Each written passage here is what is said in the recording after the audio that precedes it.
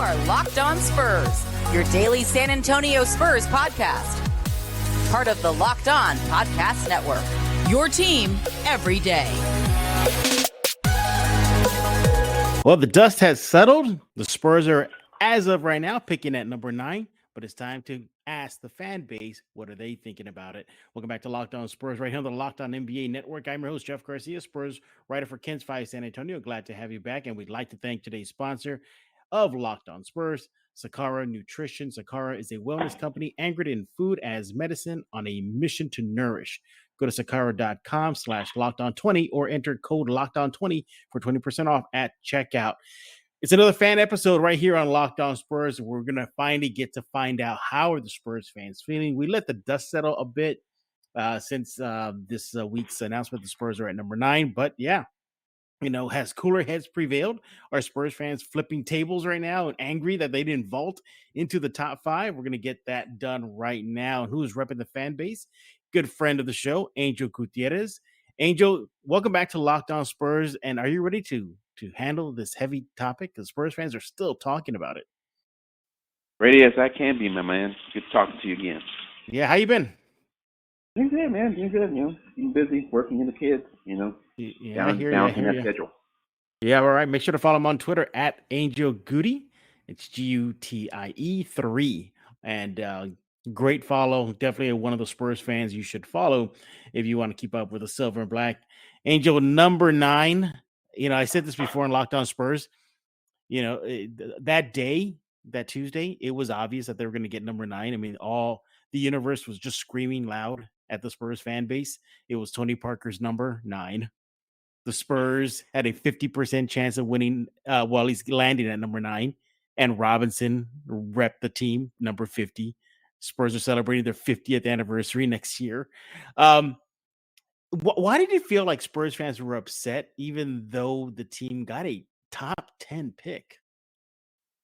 Oh man, I think the feeling was that the Spurs should have, if they were aiming to get that higher pick, obviously was to, quote unquote tank, and lose more games than they did win in the season. So that doesn't guarantee you'll get a top pick. I mean, look at Detroit. They had one of the best odds to get into the top 4 for sure, and then they got 5th, thanks to Sacramento. So never a guaranteed process, but it's pretty obvious. Spurs fans wanted to at least get into the top 3 pick with the potential of these draft names that were coming out.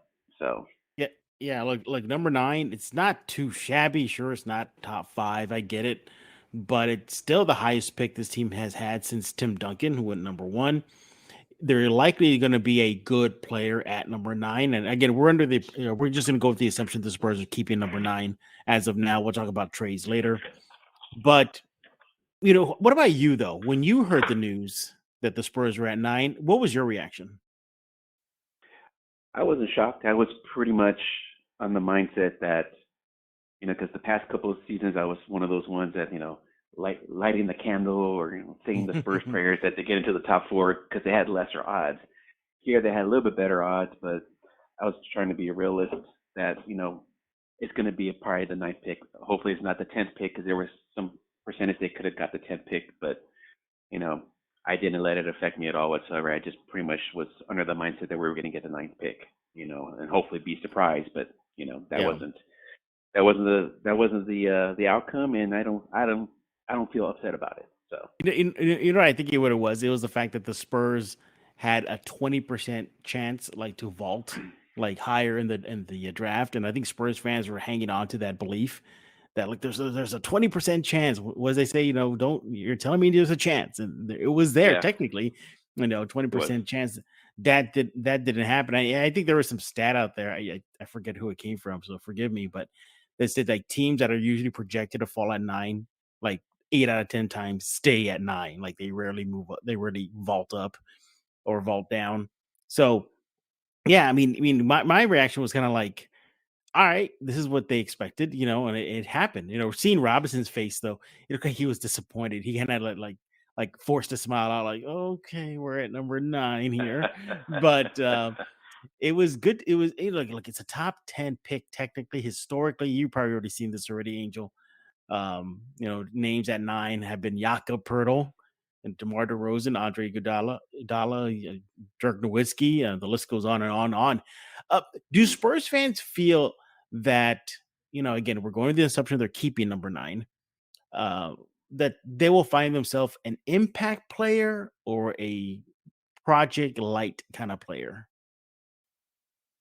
I would say, you know, the real true realistic fans will see that it would be one of those project players, because I really don't see any impact per se, even with Apollo up there and Shed and Jabari Smith being, I guess, the quote unquote top three.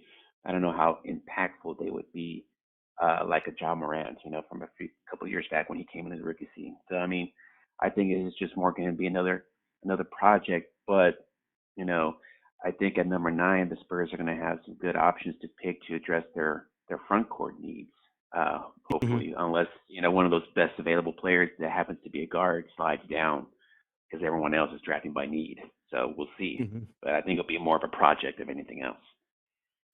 Do Spurs fans want to see the team use that pick for a power forward, or a center, or do you think they'll side towards, hey, whoever's the best player, take them? I think majority they need the front court. I mean, it was pretty obvious in the season what the Spurs were lacking. We have too many guards, so we have some athleticism in the guard spots, 1, 2, and some 3 spot, but it was pretty obvious that, the front court needs to help, and, just Jakob, it's all it was. So I think I can speak for most Spurs fans that, Spurs should be, they'll be happy with the Spurs drafting the front court if they stay at 9. Yeah, there's so many options. One of the names that I've been seeing from Spurs fan base is Jalen Duran. All right, I always pronounce that name. I'm thinking Duran, like from back in my day.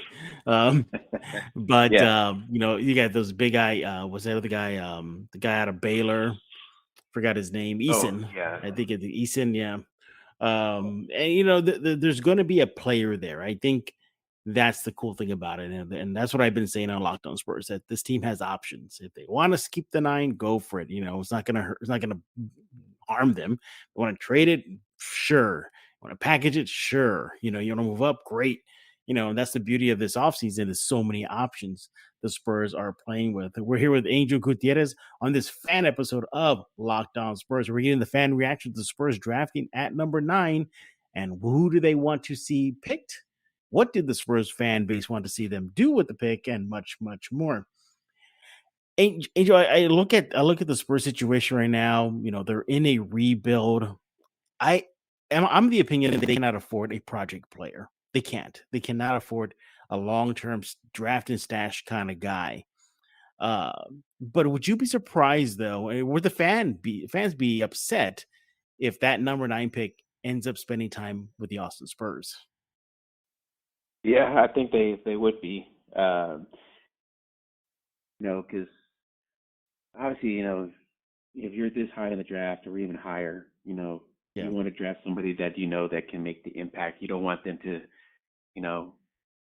for lack of a better description, waste away in the G League where they could be helping the team out, especially if you're trying to make for that playoff push. So I think, if anything, they want to have the Spurs draft the player and be on the team, on day one, and I think if they draft front court, I think that would be more realistic. That would happen.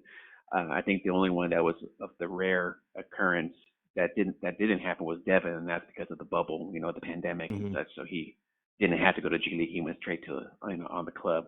So I think that's what the Spurs fans want, and I would agree with that. I think you're gonna draft that high. You address the need, which is the front court. They need to be there on day one. There's no sense to be in G League. Got to get that experience right off the top. So that G League option is there, and I would not be surprised if the Spurs do use it with their number 9 pick. Hey, before we continue our chat with Angel Gutierrez in this fan episode, I want to talk to you about Truebill. Look, I use Truebill. You got to use it too. So what is it? Look, it's basically, you get those subscriptions that kind of renew without your consent kind of thing. Yeah, well, Truebill takes care of that. Just look, those free trials renewal things, without your consent. Yeah, it's a business scam to get you out of it. Your money, that is. Don't let greedy corporations pocket your money. Download Truebill right now and take control of your subscriptions.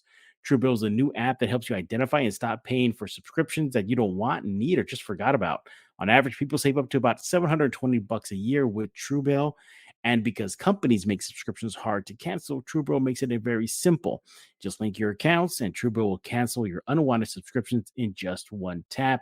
And your Truebill concierge is there whenever you need them to cancel unwanted subscriptions, so you don't have to. I said it before, I'll say it again. I love Truebill. They save me so much money. I use Truebill. You should too. Truebill has over 2 million users and helped them save over $100 million. And yeah, in a matter of seconds, you can save yourself some money too. So don't fall for subscription scams. Start canceling today at truebill.com/LockedOnNBA. Go right now, truebill.com/LockedOnNBA. It could save you thousands of year. Once again, truebill.com/LockedOnNBA. And while I got your ear, I want to talk to you about Built Bar. They're going to put out a new one called the Brownie Batter Puff. So what is it?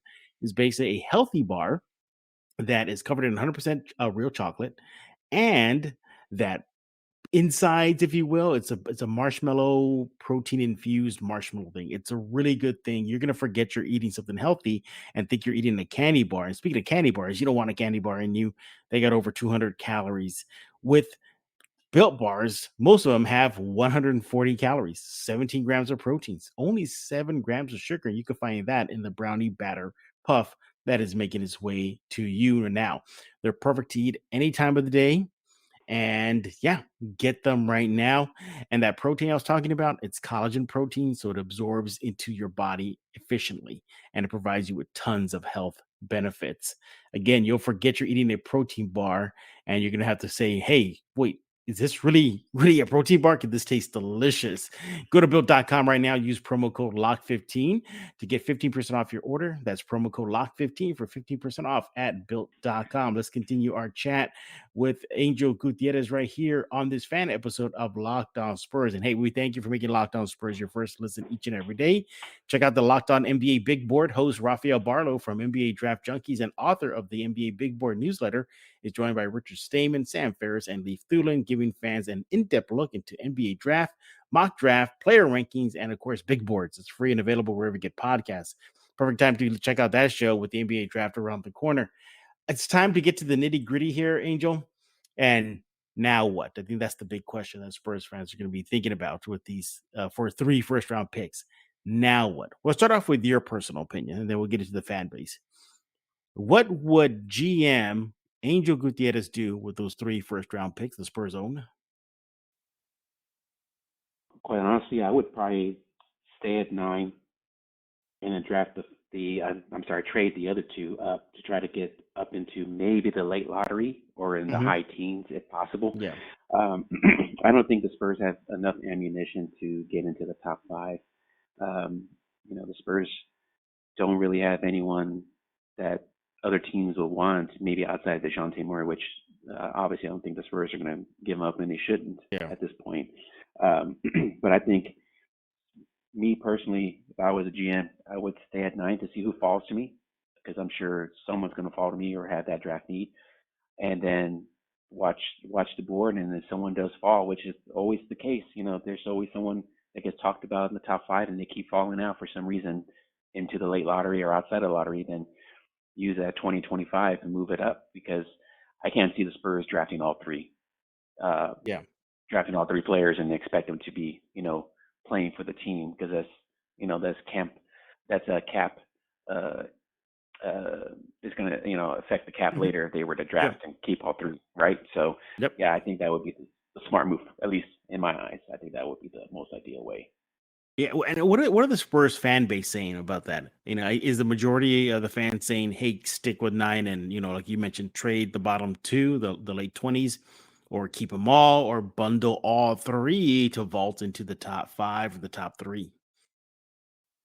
I think it's a mix. It's like, what I've seen, because there was that story how the Rockets are supposed to shop. They're willing to listen for offers for number 3, but I don't think the Spurs picks are enough, and even what player they could offer. So, I think some are like wanting for the Spurs to move up from 9.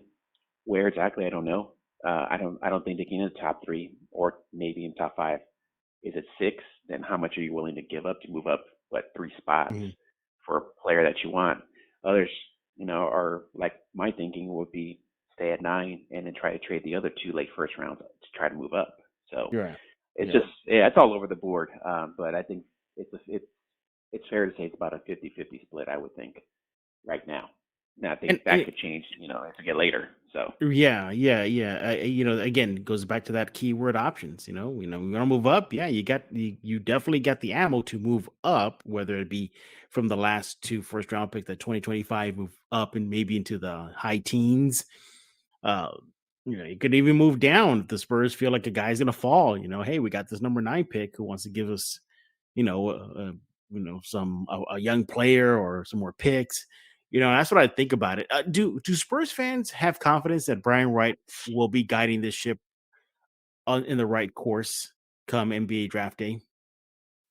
I think he won a lot of fans over with his trades in the midseason when the Spurs never did that before. So I think he's got some more confidence from Spurs fans that he's going to be taking charge and doing what's right for the team. Things did turn out pretty well. With regards to Derek White trade, you got a first round pick, and you got Josh Richardson, a young vet that hopefully Spurs will get to keep him. Because he Mhm. apparently brought energy to the team, right? So I think me personally as well. I think I would have some confidence that Brian Wright's going to do pretty good in this draft. He's got the assets now from picks would include a high second round pick, and then of course you got some players as well, that Mhm. some young players that possibly some other teams might want. So we'll see. Yeah, I mean, we already know that he's not afraid to pull the trigger. We saw this in the NBA trade deadline. We saw this last season with Josh Primo.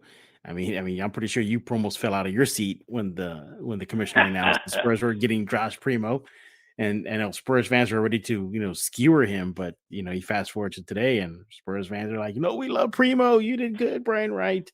How quickly things change with the fan hmm base. All right, but we've seen the Spurs do miracles. As of right now, Primo looks like he could be the real deal. We got to see how he looks, next season. Obviously, Keldon, DJ, at that time, Derek White, all late first rounders panned out pretty good for San Antonio. Now they're at number 9. Hopefully, they get a home run. Speaking of baseball, let's use that analogy right now. Do Spurs fans expect a home run hit with the number 9, or maybe like a triple? What do you think the Spurs fans would love to see? Obviously, they would love to see a Yeah. home run hit. Realistically, I would be, I would, I would, I would be happy. I would think most, you know, Spurs fans would be happy that it would be a double or triple, Yep. hit, with this draft pick. Especially if it's a pick that addresses a need that the Spurs have to address, whether it's Mhm. draft or free agency, but preferably in the draft because the Spurs are on that rebuild, and a lot of the core guys outside of maybe DJ, they're all in that same age group. DJ's Mhm. just a tad older, but you got a good nucleus that you can build upon. And they're all in that same age group. Cohesiveness, togetherness. I think all that is just lining up perfectly for the team. You just get that player, put the right pieces around vet wise, Mhm. and you got a solid team that can compete for maybe a between the 6 and 8 playoff spot next season, All realistically. right. All right. He is Angel Gutierrez. He is repping the fan base on this fan episode of Locked On Spurs. In a few minutes, we're going to be looking at some names and put a wrap on this episode of Locked On Spurs. But yeah, I want to talk to you about Sakara Nutrition. Look, feeling your best starts with what you eat. That's where Sakara comes in. It helps you live a healthy, balanced lifestyle, and you will truly enjoy it. It's pretty much a delicious, plant rich, transformational nutrition that builds a foundation for living your best body. Now is the time to seek wellness, joy, and abundance in all areas of life, starting with what you eat. With Sakara, you get nutrient dense meals, snacks, supplements that nourish your body without ever having to sacrifice taste or quality. True radiance starts on your plate. Made with high quality organic ingredients, Sakara's plant rich transformational nutritional programs Well, they're expertly designed to deliver real results from reduced bloatiness, ease of digestion to clear skin, boosted energy, and moods. Looking and feeling your best shouldn't mean deprivation. Instead, choose joy and abundance. Sakar's organic, plant rich, transformational nutrition programs are designed to help you cultivate body intelligence so you can nourish your body, experience the results you want. Sakara is a wellness company anchored in food as medicine on a mission to nourish your body through the power of plants. Sakara gives you the tools you need to transform your life with their organic, ready to eat meal delivery program, Functional Wellness Essentials. And their nutritionally designed, chef crafted breakfasts, lunch, and dinners are made with powerful plant rich ingredients, helping boost your energy, support your digestion, curb sugar cravings, get your skin glowing, and plus it's all delivered right to your door, ready to eat. And right now, Sakara is offering our listeners 20% off their first order when they go to sakara.com/lockedon20, enter code lockedon20 at checkout. That's Sakara, SAKARA.com/lockedon20 to get 20% off your first order. And once again, it's a functional plant-rich wellness essentials that help you create the body you love living in. They got stuff like the metabolism super powder to the foundation. They have daily supplement packs. All the Sakara products are designed to support your wellness goals anytime, anywhere. That's sakara.com/lockedon20. And we're back with Angel Gutierrez right here on this fan episode of Locked On Spurs. We're going to start putting a wrap on this episode of Locked On Spurs. Now the fun part, Angel, names. What are some names that you're hearing that the Spurs want? I mean, that the fan base want to see the Spurs select with number 9? Ooh, with the number 9 pick, I mean, it'd be great if, for some odd reason, Jabari Smith were to fall down to number 9 for unknown reasons. But, that's just wishful thinking. But I think what the guys are talking about on, as far as the number 9 range, if it's, front court, you're looking at Tari Eason over at LSU. You also have A.G. Griffin, over at Duke. He's around 6'6", 6'5", 6'6", but, he's got the strength, that could maybe be a small forward type, almost like Keldon Johnson. He also got, I think it's Mark Williams over at Duke. He's a 7-footer in the event that the Spurs trade Yak or they lose him to free agency because he's on his last year. You have your backup feature with him. There's also Mathurin out of Arizona. Right. As Sean Elliott would say, watch out for those Arizona Wildcats guys. Maybe even Keegan Murray if he falls. That's a guy that can be plugged in as a starter possibly day one that can make an impact for the team. So those are guys that I know they talked about the Duran kid that you talked about earlier with Memphis. There's also Jeremy Sochan over with Baylor. That's another guy that's talked about. And I think the one that's very Spursy type, which I don't think they do as a 9 pick, would be that the European guy, Jovic. Nikola Jovic, that's a name that keeps popping up, for Spurs to pick, because obviously based on their past trends, they like to go the international way. And, from what I read about him, guy's about 6'10", 6'10" and a half. He's got the wingspan to put the ball on the floor. He can shoot it, face up game. I mean, pretty good. I don't know if he can make day one impact. That's right. We'll see. But, those are the names that are being, talked about. But I think outside of him, those would be the ones that Spurs fans probably should look at number 9 if they stay put. Is there one name that will make you just jump out of your seat on draft day and be like, yes, they did it? Who would that be? That's realistic. Realistically, I would say it's a toss-up between Murray or Eason. Preferably, if they can get Murray at 9, man, I think that would be great. Scoring. You got the Murray pick and roll that could possibly happen. Could put the ball in the basket. Got some decent defense. He's got an outside shot, but Spurs need that second scorer. He could possibly be it. But Eason, Eason's got the length, the athleticism to run, which I was hoping that the Spurs would do more this past season. They had glimpses that they can be a running team, but then they tend to slow it down. and I'm not sure why they didn't do it quite often, but Easton, man, he would be awesome, with the team. And he's got defense, put him and Yak, on the defensive front court baseline. Yeah, man, Yeah. I think that'd be pretty good. So I think Well, those two would be the ones I would jump out. Go ahead and wipe the drool off your face now, Angel. So, man,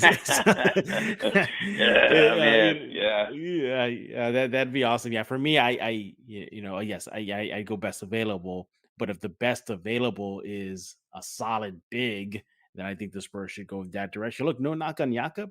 He's good. He's just, man, he's a good player. That's the thing about Jakob. He's good. He's good. Defense, great. Pick and roll stuff, great. Screens and scoring and double doubles. Offense, he's great. It's just, man, he can't stretch that floor at all. And I think that's where the Spurs need. They need to stretch 5 or stretch 4 desperately. So yeah, for sure. But we're done talking. Sure. We want to hear from you, the Spurs fans. This is about you. This is your show. Angel's just repping you guys right now. Did he get it right? Was there something that he totally got wrong that you think that should be addressed as the Spurs head into the draft 2022? Angel, tell everybody how they can chat with you about what you had to say on this fan episode. Yeah, you can follow me or follow back over on Twitter. My handle is at Angel Gutie, Gutie, the number 3. That's where I'll be able to chat with everybody with Spurs news, updates, and all. So, and by the way, Angel, before we put a wrap, happy birthday, Revenge of the Sith. Thank you for giving us some of the greatest moments in Star Wars lore, from the fight between Obi-Wan and Anakin to Anakin's fall, to even the creation of Darth Vader. So we salute you. Revenge of the Sith. But with that, there we go. Yep. Don't forget to subscribe to Locked On Spurs wherever you get your favorite podcasts. Google Play, Stitcher, iTunes. We're now on YouTube. So make sure to subscribe on the Locked On Spurs YouTube page. Doing now, it's live. So go check it out. And yeah, look, thanks. Again, we thank you for making Locked On Spurs your first listen every day. Now make your second listen be Locked On NBA, from the first jump ball of the play-in tournament to the last possession of the finals. Locked On experts take you deep inside the playoffs with insight and analysis affecting all 30 teams. Angel, thanks again for hopping on this episode of Locked On Spurs. So for Angel Sith Lord Gutierrez, I am Jeff Garcia. We're going to put a lock on this episode of Locked On Spurs.